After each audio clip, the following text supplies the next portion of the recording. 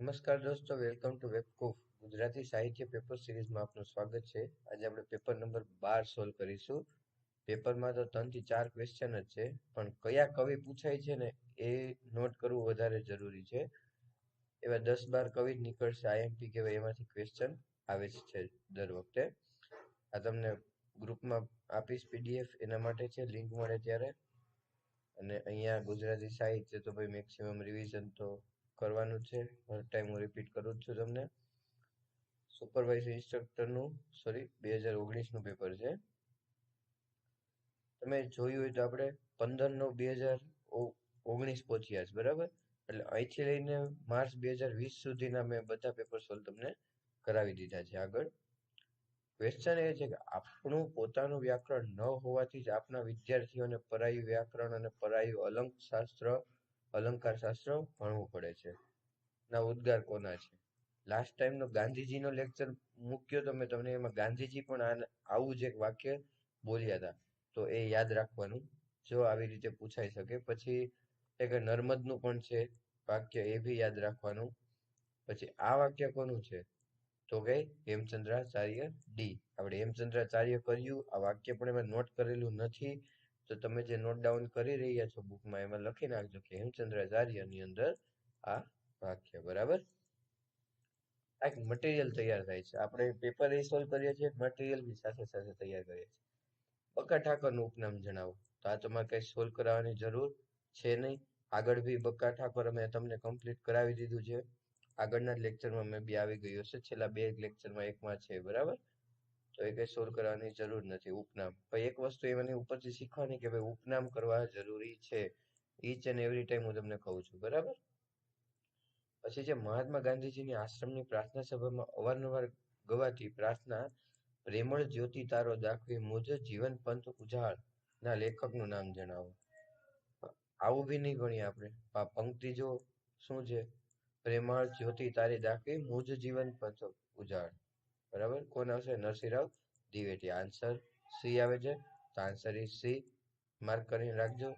જો various publication તમે જોશો તો ઘણી ડિટેલ ઘણા પબ્લિકેશનમાં નહીં આપી હોય. બધું 5-6 પબ્લિકેશન ભેગા કરશો ત્યારે એક સાહિત્યનું મટીરિયલ તૈયાર થશે. આપણે એવી જ રીતે ચાલીએ છીએ અને પેપર સોલ્યુશન બી સાથે એડ કરતા જઈએ છીએ, તો આપણું જે મટીરિયલ થશે બેસ્ટમાં બેસ્ટ થશે. પછી જે કયા સર્જકને ભારતીય જ્ઞાનપીઠ પુરસ્કાર મળ્યો છે? તો અહીંયા આન્સર આવે છે પન્નાલાલ પટેલ અને રઘુવીર ચૌધરી. રઘુવીર ચૌધરી મેં તમને કરાવ્યું હતું. એની અંદર બી તમને કહ્યું છે કે ભાઈ કયું સાહિત્ય છે ને કયા સાહિત્યના લીધે ને એવોર્ડ મળ્યો છે, બરાબર. અકાદમી એવોર્ડ હોય કે જ્ઞાનપીઠ પુરસ્કાર હોય, બધા સાહિત્ય લેખકોની અંદર મેં કરાવેલા જ છે કે કોને મળ્યો છે અને કયા સાહિત્યને લીધે મળ્યો છે. એ જો રિવિઝન કરતા હશો તો આવડશે, બરાબર. આપણે ગાંધી યુગ પહોંચ્યા છીએ. આગળના આટલા યુગ કવર કર્યા છે. જે કોઈને બાકી હોય તો મહેરબાની કરીને પ્લેલિસ્ટમાં જઈને જોઈ લેજો. કંઈ પણ બાકી ન રાખતા. બહુ જ મહેનતથી અને બહુ ઇમ્પોર્ટન્ટ મટીરિયલ તૈયાર થાય છે, એટલા માટે કહું છું, બરાબર. ગાંધી યુગ આપણે સ્ટાર્ટ કર્યો હતો, એની અંદર 4-5 કવિ જોયા હતા. આજે આપણે કનૈયાલાલ મુનશી જોઈશું. અને પછીનો જે લેક્ચર હવે બનાવીશ ને એ બી ઇમ્પોર્ટન્ટ છે, બરાબર. ખાસ એમાં મેન કવિઓ બધા આવશે, એટલે થોડુંક એ લેક્ચર પણ ભાર આપજો. મુનશીમાંથી ક્વેશ્ચન આવે છે દર વખતે, ખબર જ છે તમને. મુનશીનું ક્યાંક ને ક્યાંક તો કનૈયાલાલ મુનશી ઓપ્શન હોય જ છે, બરાબર. જન્મ ક્યાં થયો છે? ભરૂચમાં. ઉપનામ શું છે? ઘનશ્યામ. આત્મકથા શિશુ અને સખી, અડધે રસ્તે, સીધા ચઢાણ, સ્વપ્ન સિદ્ધિની શોધમાં, 4 ભાગ. આ આત્મકથા જે લખીને ઇમ્પોર્ટન્ટ છે, એ યાદ રાખવી જરૂરી છે, બરાબર. પછી એવો સ્વપ્નદ્રષ્ટા, ગુજરાતી અસ્મિતાના પુરસ્કર્તા, ઉત્તમ રાજપુરુષ, ગુર્જર અસ્મિતાના ગાયક, ભારતીય સંસ્કૃતિના જ્યોતિર્ધર અને ભારતીય વિદ્યા ભવનના સ્થાપક અને કુલપતિ. આ ઉપરના જે છે ને એ બધા ઉપનામ કહેવાય છે, બરાબર. તો અસ્મિતા શબ્દ આપનાર કોણ છે? કનૈયાલાલ મુનશી, બરાબર. ભારતની અસ્મિતા કહેવાય કે અસ્મિતા શબ્દ જે આપ્યો છે ને કોને આપ્યો છે? કનૈયાલાલ મુનશીએ. તેઓ તેજસ્વી ધારાશાસ્ત્રી તરીકે જાણીતા બન્યા હતા અને સ્વતંત્ર સંગ્રામના સાક્ષી બન્યા હતા. કનૈયાલાલ મુનશી ગોવર્ધન ત્રિપાઠી પછીના ઉત્તમ કોટીના નવલકથાકાર મનાય છે, બરાબર. નવલકથાકાર, મેન વસ્તુ તો આ યાદ રાખવાની છે, નવલકથાકાર, બરાબર. બંધારણીય રચનામાં હતા, ખરડા સમિતિમાં, ડ્રાફ્ટિંગ કમિટીમાં, આપણે બધાને ખ્યાલ જ છે. પછી યાદ આ રાખવાનું છે કે ભાઈ ઘનશ્યામ એનું ઉપનામ છે, એ ઉપનામ છે એને મારી કમલા ના નામની સૌપ્રથમ વાર્તા પ્રગટ કરી હતી. તે મુંબઈ રાજ્યના ગૃહમંત્રી પદે અને કેન્દ્રમાં પણ મંત્રી તરીકે સેવા આપેલી છે. તે ઉત્તર પ્રદેશના રાજ્યપાલ પદે પણ કાર્ય કર્યું છે. એ ગુણ બાબત છે, બરાબર. પછી ધ્રુવ સ્વામીની દેવી ઐતિહાસિક નાટક છે. કોનું છે? કનૈયાલાલ મુનશીનું. તો આ વસ્તુ યાદ રાખવી પડશે, બરાબર. અમુક અમુક એવા પોઈન્ટ હોય, કૃતિ હોય, વાર્તા હોય, નવલકથા હોય, જે હાઇલાઇટ કરેલી હોય ને ખાસ યાદ રાખવી પડશે. એમાંથી ક્વેશ્ચન આવે, અલગ તારેલા હોય ને. બાકી જમ્બો આખી 15-20 તમને નવલકથા આપી દીધી હોય તો એમાંથી પૂછવાની સંભાવના સેકન્ડ પ્રાયોરિટીમાં આવે, ફર્સ્ટ પ્રાયોરિટીમાં આ બધી આવે. મુનશીની મહત્વની કૃતિઓ: વેરની વસુલાત, પાટણની પ્રભુતા. આ યાદ રાખજો, પાટણની પ્રભુતા ખાસ. ગુજરાતનો નાથ, જય સોમનાથ. પૃથ્વી વલ્લભ, સ્વપ્નદ્રષ્ટા. પૃથ્વી વલ્લભ બી પૂછાયેલી છે, બરાબર. પછી કૌશલ્ય રાજાધિરાજ. વિવેચનમાં નરસિંહ ફક્ત હરિનો, નરસિંહ મહેતા વાળા નરસિંહ, બરાબર. એ લખવામાં મિસ્ટેક છે. નર્મદ અર્વાચીનમાં આદ્ય. થોડાક પ્રદર્શનો. પંક્તિઓ: ગુજરાતને કોઈ સીમાડા નથી, ગુજરાતથી જીવંત અને જાગૃત વ્યક્તિ છે, બરાબર. તો આ થયું કનૈયાલાલ મુનશી વિશે માહિતી. યાદ શું રાખવાનું છે? મારી કમલા, ધ્રુવ સ્વામીની દેવી, પાટણની પ્રભુતા, પૃથ્વી વલ્લભ અને સ્વપ્નદ્રષ્ટા. ખાસ આટલું યાદ રાખજો. બાકી બધું તો તમે જેમ રિવિઝન કરશો એમ રહી જશે, પણ મેન આ વસ્તુ યાદ રાખવાની છે. 5. કનૈયાલાલ મુનશી મારી કમલા લખી છે તે સ્ત્રી માસિકમાં છપાઈ છે. જો મારી કમલા ક્યાં છપાઈ છે? તો કે સ્ત્રી માસિકમાં. ભારતમાં વન મહોત્સવ શરૂ કરનાર કનૈયાલાલ મુનશી છે. આ ઘણા નહીં ખ્યાલ હોય તો યાદ રાખજો. કનૈયાલાલ મુનશીએ વન મહોત્સવની ભારતમાં શરૂઆત કરાવી હતી. 1922માં ગુજરાત માસિકનું પ્રકાશન કરવામાં આવ્યું. સૌપ્રથમ ભાર્ગવ માસિકની શરૂઆત કરી. મુનશીની જય સોમનાથ નવલકથા સિનેમામાં ફિલ્મ સ્વરૂપે રૂપાંતર થઈ છે. જે જય સોમનાથ આગળ આપણે જોઈ એ નવલકથા ફિલ્મ સ્વરૂપે રૂપાંતર થઈ છે. મુનશીની અંતિમ નવલકથા તો આ યાદ રાખવી પડે, કૃષ્ણ અવતાર, બરાબર. અન્ય નવલકથા બુદ્ધ અને મહાવીર તપસ્વીની વસુલાત. બુદ્ધ અને મહાવીર અને તપસ્વીની વસુલાત અહીંયા કોમાં આવશે, બરાબર. બંનેમાં યાદ આ રાખવાની છે. ધીરજ કાકા, કીર્તિદેવ અને મુંજાલ સાથેનો મેળાવો, મતલબ કે પેલું પૃથ્વી વલ્લભ જ આવશે, બરાબર. આ એ જ થયું. પછી પૃથ્વી વલ્લભ સ્ટોરી તો એક જ છે. પૃથ્વી વલ્લભ અહીંયા અલગ આપી છે. મુંજાલ અને કીર્તિદેવનો, રાજા મુંજાલ હતા એના ઉપરની સ્ટોરી છે. અને પૃથ્વી વલ્લભ આ કઈક સ્ટોરી છે, મને યાદ નહીં આવતું અત્યારે. પણ આટલી વસ્તુ યાદ રાખજો કે ભાઈ કીર્તિદેવ અને મુંજાલ સાથેનો મેળાપ અને પૃથ્વી વલ્લભ, બરાબર. ધીરજ કાકા, 3 વસ્તુ યાદ રાખવાની છે. ઓકે, આગળ જોઈએ.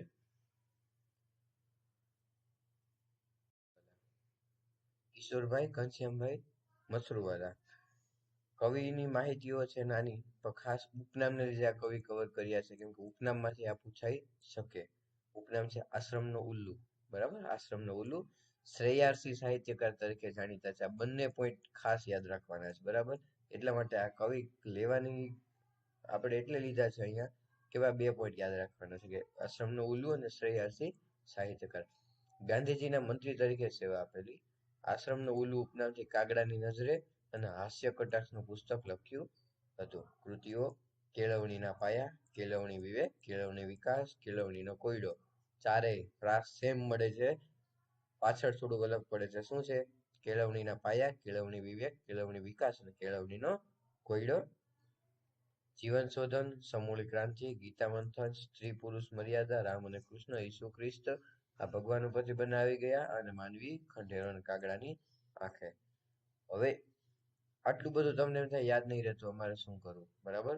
તો મસરૂવાલામાં ઉપનામ, શ્રેયાર્ષી સાહિત્યકાર અને કેળવણી વાળા જે કંઈ છે એ યાદ રાખવાના. અને આશ્રમનો ઉલ્લુ ઉપરથી એને લખેલી છે કાગડાની નજરે. કાગડા વિશે હોય તો કાગડાની નજરે ને કાગડાની આંખે કોને લખ્યું છે? કિશોરભાઈ મસરૂવાલાએ. ઓકે, આટલું તો ક્લિયર થઈ ગયું. વધી થોડી એવી 5 થી 6 નામ, તો એ રિવિઝન કરતા કરતા યાદ રહી જશે. ન રહી તો કઈ નહીં, એટલું બધું કઈ એ પૂછાય એવું છે નહીં. આગળ જોઈએ. મહાદેવભાઈ દેસાઈ, આ બી યાદ રાખવાના છે, ઇમ્પોર્ટન્ટ ટોપિક માંથી છે. કનૈયાલાલ મુનશી, મહાદેવભાઈ દેસાઈ, ઉમાશંકર જોશી, નરસિંહ દિવેટિયા, રઘુવીર ચૌધરી, આ બધા બકા ઠાકોર છે, હજુ જ્યોતિન્દ્ર દવે, હજી આધુનિક નાનુગાંધી યુગમાં આવશે ઘણા બધા. એ જે 15 થી 20 કવિ છે ને, ડીપમાં કરી નાખો ને મધ્યકાલીન યુગ આખો કરી નાખો એટલે સાહિત્યના માર્ગ રોકડા. બરાબર છે? તો કરે કોણ? એ વસ્તુ મોસ્ટ ઇમ્પોર્ટન્ટ છે. મહાદેવભાઈ દેસાઈ, જન્મ સરસ, ઓલપાડ, સુરત. ગાંધીજીના અંગત મંત્રી, ગાંધીજીના અંતેવાસી, શુક્ર તારક તરીકે જાણીતા છે. તો આ વસ્તુ યાદ રાખવાની. શુક્ર તારક તરીકે કોણ જાણીતા છે? તો કે મહાદેવભાઈ દેસાઈ. અગ્નિકુંડમાં ઉગેલું ગુલાબ બહુમાન મેળવનાર. અગ્નિકુંડમાં ઉગેલું ગુલાબ કોણ છે? મહાદેવભાઈ દેસાઈ. ઉત્તમ ડાયરી સાહિત્ય લખનાર. ડાયરી સાહિત્ય કોને લખેલ છે? તો કે મહાદેવભાઈ દેસાઈ. રવિન્દ્રનાથના ચિત્રાંગદા નાટકનો અનુવાદ કર્યો હતો. આ 3 લાઈન છે ને, એ 3 ખાસ યાદ રાખજો. એને કોનું શું કરેલું છે, બરાબર? તો કે રવિન્દ્રનાથના ચિત્રાંગદા નાટકનો અનુવાદ કર્યો હતો. બેખુદાઈ ખિદમતદાર નામે ખાન અબ્દુલ ગફ્ફાર ખાન ઉપર ચરિત્ર પુસ્તક લખ્યું હતું. આ વસ્તુ ડેડિકેટેડ છે ને કોક માટે, અથવા તો કોકનામાંથી કંઈક કરેલું છે, એટલે એ વસ્તુ યાદ રાખવી પડે. ચિત્રાંગદા, બેખુદાઈ ખિદમતદાર, જ્હોન માર્લેના લેખ સત્યાગ્રહની મર્યાદાનો અનુવાદ કરેલો છે. 1995 મહાદેવભાઈ દેસાઈને મહાદેવભાઈની ડાયરી બદલ લખતા જજો અને હાઇલાઇટ કરતા જજો કે ભાઈ મહાદેવની ડાયરી બદલ દિલ્હી સાહિત્ય અકાદમી પુરસ્કાર મેળવનારા સૌ પ્રથમ ગુજરાતી સાહિત્યકાર છે. યાદ રહેશે, બરાબર? હાઇલાઇટ કરીને રાખજો. મોસ્ટ ઇમ્પોર્ટન્ટ ક્વેશ્ચન નીકળે છે આમાંથી 4 થી 5, બરાબર? પંડિત જવાહરલાલ નહેરુની આત્મકથા મારી જીવન અનુવાદ કર્યો હતો. અધર, બરાબર? કૃતિઓ: વીર વલ્લભભાઈ, અબ્દુલ કલામ આઝાદ, એક ધર્મયુદ્ધ, ગોખલેના વ્યાખ્યાનો, મહાદેવભાઈની diary, Bardoli satyagraha, Gandhiji in Indian villages, Sardar Vallabhbhai ચરિત્ર, પછી લેખ વૃત્ત વિવેચન અને વૃત્ત વિવેચક લેખો, ધ સ્ટોરી ઓફ બારડોલી. આટલું બધું ડીપમાં યાદ ન રાખો તો આ તો ચાલશે. આમાંથી 2-3 એવા યાદ રહી જાય, બધી કૃતિ લઈ લેવાની. આગળ જો ક્વેશ્ચન એક્ઝામમાં પૂછાણા હશે તો આપણે યાદ રાખી જ લેશું. અત્યારે તમને મેં આ કીધી 4 થી 5 પોઈન્ટ યાદ રાખવાના છે, બરાબર? એટલે શું થાય? મહાદેવભાઈ દેસાઈ. જીનાભાઈ રત્નજી દેસાઈ, આને લેવાનો મતલબ શું? તો કે સ્નેહ રશ્મિ ઘણીવાર પૂછાયેલું છે, બરાબર? ઉપનામ એટલા માટે આ કવિ મારે કવર કરવા પડ્યા. જીનાભાઈ રત્નજી દેસાઈ, જન્મ ચીખલી, વલસાડ. આત્મકથા મારી દુનિયા, સાફલ્ય ટાણું, ઉઘડે નવી ક્ષિતિજો. મુખ્યત્વે ઉર્મી કાવ્ય તરીકે જાણીતા કવિ છે. સ્વતંત્ર સંગ્રામમાં કારાવાસ ભોગવેલો. જીવનના માંગલ્યના ઉદ્ધાતા. સેકન્ડ નંબરમાં મોસ્ટ ઇમ્પોર્ટન્ટ આ ભી છે કે હાઇકુના પ્રણેતા, હાઇકુ સાહિત્યકારનો પ્રયોગ કરનાર સૌપ્રથમ સર્જક કોણ છે? જીનાભાઈ રત્નજી દેસાઈ અથવા તો સ્નેહ રશ્મિ. અને જાપાનનો એક સાહિત્યનો પ્રકાર છે હાઇકુ. આ બી ક્વેશ્ચન આવેલો છે. સ્નેહ રશ્મિનો બી આવેલો છે. એટલા માટે તમને આ કવિ લેવાનો પોઈન્ટ ઇમ્પોર્ટન્ટ એ છે કે ભાઈ 3 નામ ભેગા કરો ત્યારે તમારો એક કવિનો એક ક્વેશ્ચન થઈ જશે, બરાબર? આટલું જ યાદ રાખવાનું છે અંદર. પછી પંક્તિઓ તો અહીંયા છે અને ધોરણ 9 માં સ્વર્ગ અને પૃથ્વી છે, એટલે ગવર્મેન્ટ સોર્સમાંથી છે, એટલે આપણે યાદ રાખી લેશું એક, બરાબર? હજુ કહું છું એક્ઝામને વિધિન 3 મંથ છે, તૈયારી કરતા ન હોય તો ભાઈ કરવા માંડજો. વેબકૂફના જેટલા લેક્ચર છે એ લેક્ચર જોવા માંડજો. આ જ પેપર સોલ્યુશન બધે 12 એકેડેમીમાં તમને 8 થી 9,000, 10,000, 5,000 પ્લસમાં તમને મળશે, અને અહીંયા વેબકૂફ વાળા તમને ફ્રીમાં આપેલું છે, બરાબર? તો એ વસ્તુ એક ધ્યાનમાં રાખજો અને તૈયારી કરવા માંડજો જો એક્ઝામ ક્લિયર કરવી હોય તો, બરાબર? આગળ વધીએ. પછી ખોટું મારે હજી આમાં વધારે વાત નહીં કરવી, નહીં કહેશે કોઈ લેક્ચર સિવાય પછી આપણે અલગથી એક મોટિવેશનલ લેક્ચર તમ તારે ગોઠવી દેશું, બરાબર? અત્યારે લેક્ચર ઉપર આગળ વધીએ. રમણલાલ વસંતલાલ દેસાઈ, ઉપનામ યુગમૂર્તિ વાર્તાકાર, જન્મ સિનોર, વડોદરા. રમણલાલ વસંતલાલ દેસાઈ, બરાબર? આત્મકથા ગઈકાલ, મધ્યાહ્નના મૃગજળ ભાગ 1 અને 2. તેઓ સંયુક્ત નાટકથી સાહિત્ય સર્જનની શરૂઆત કરી હતી, બરાબર? તો સંયુક્ત નાટક યાદ રાખવું પડે. ગાંધી યુગના અગ્રણી નવલકથાકાર મનાય છે. કૃતિઓ: રસબિંદુ, કાંચન અને ગેરુ, અને પરી અને રાજકુમાર. આ બે યાદ રાખજો, કાંચન ગેરુ અને પરી અને રાજકુમાર. આકાશમાં ઉડતું કિલ્લોલ કરતું પક્ષી, બરાબર ને, એકાએક આજ્ઞાધારી બની ગયું. આખી એક લાઈન છે, બરાબર? પંક્તિ એની. આકાશમાં ઉડતું કિલ્લોલ કરતું પક્ષી એકાએક આજ્ઞાધારી બની ગયું. 1992માં વિશ્વ શાંતિ પરિષદમાં અખિલ ભારત શાંતિ પરિષદના પ્રતિનિધિ તરીકે વિયેનાની મુલાકાત લીધી હતી. તેઓ દેશભક્ત નામનું સામાયિક ચલાવતા હતા.